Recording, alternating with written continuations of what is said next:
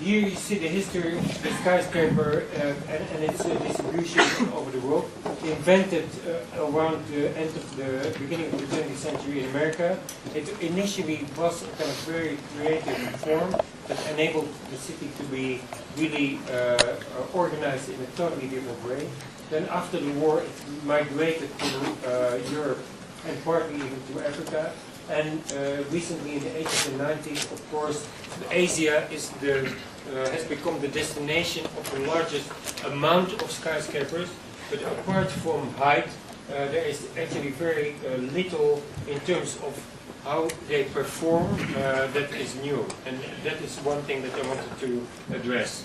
And so in the project for Beijing, and as you know, there's maybe kind of 300 or 400 new skyscrapers that are planned for Beijing.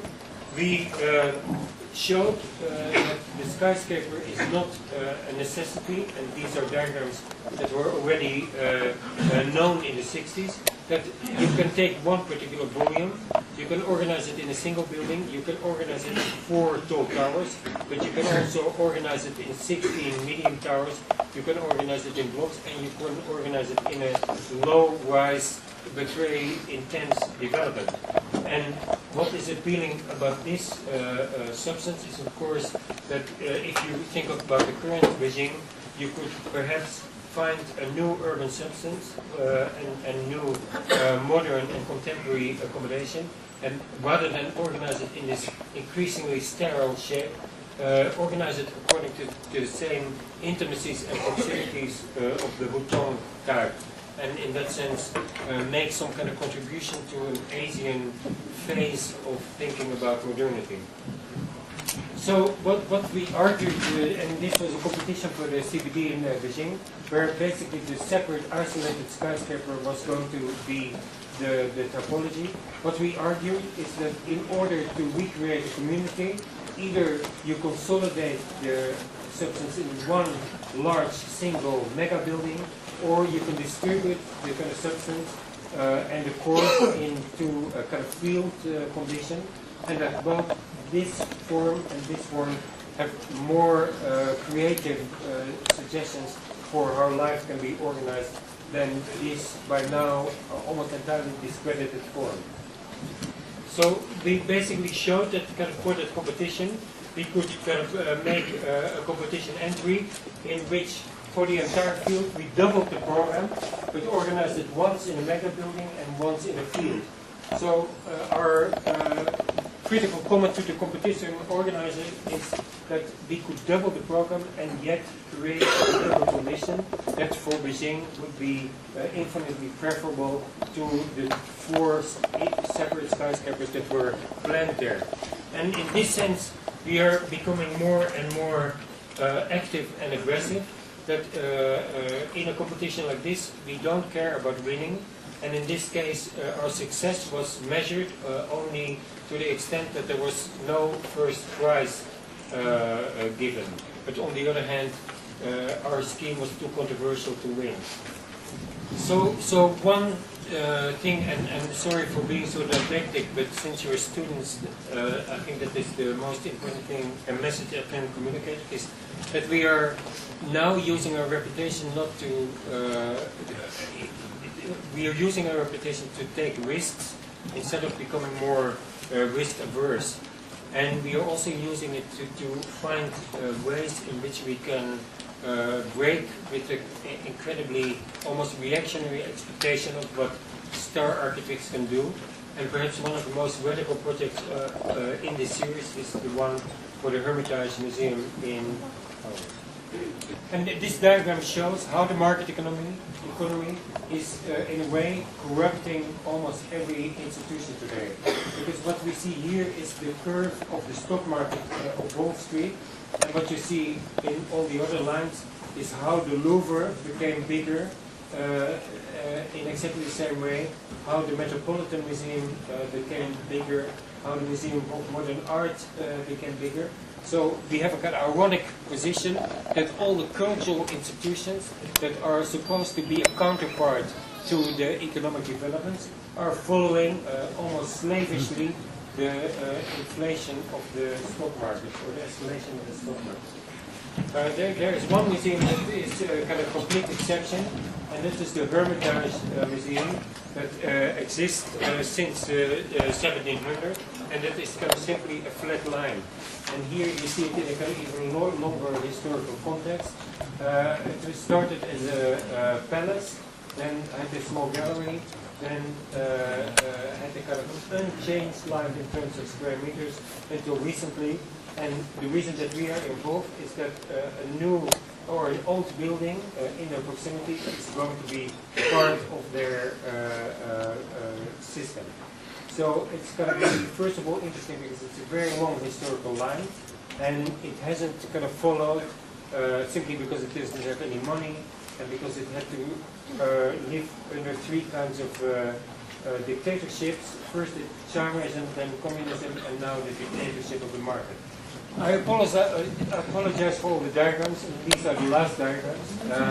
But there is a number of very interesting statistics, and one of them is that it's the biggest museum, and it has the smallest number of visitors. And that situation would, until recently, been seen as a crisis or as a problem.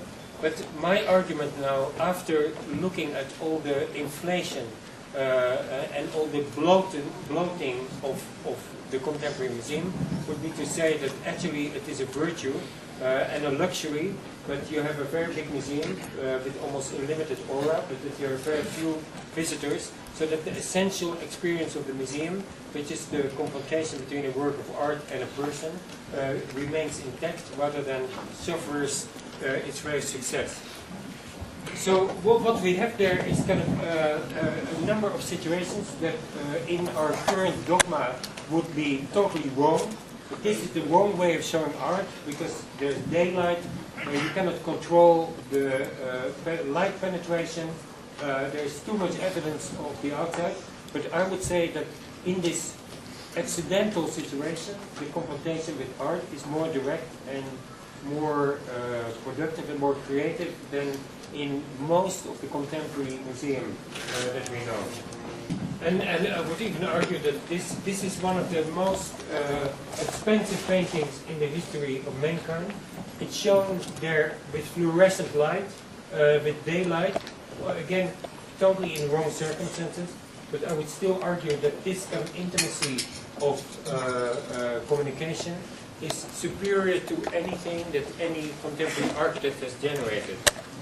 So for that reason, we consider this project an absolutely kind of critical antidote to the whole of star architecture, because what we want to do is to modernize the Hermitage almost without touching it, and to, as much as possible, maintain its current qualities, including the quality of neglect.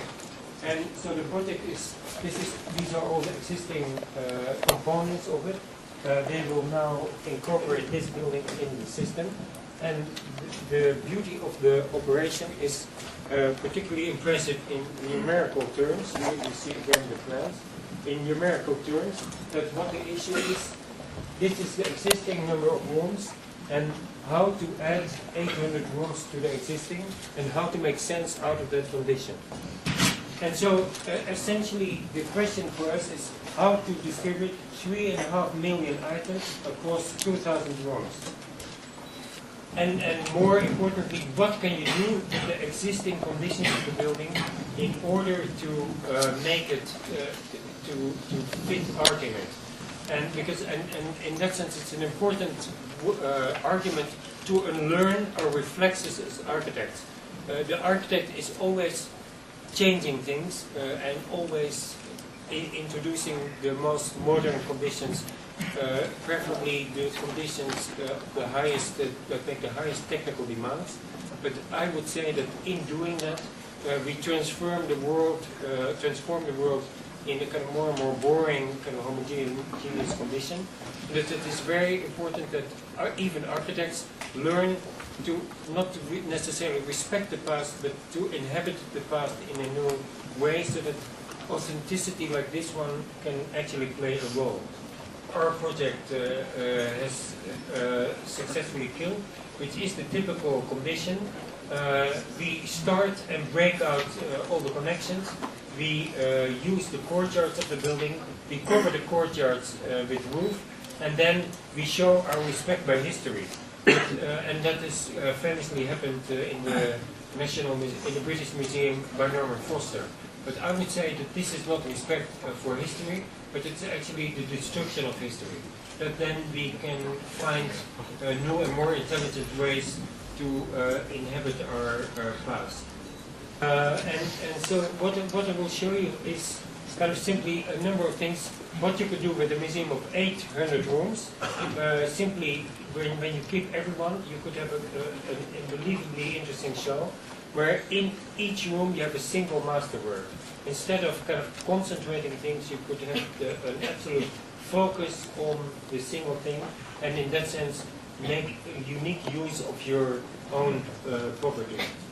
Contemporary modern items or work to be shown in kind of modernized environment. You could experiment with the Hermitage is so rich in treasures that they could experiment in the most incredible way with hanging.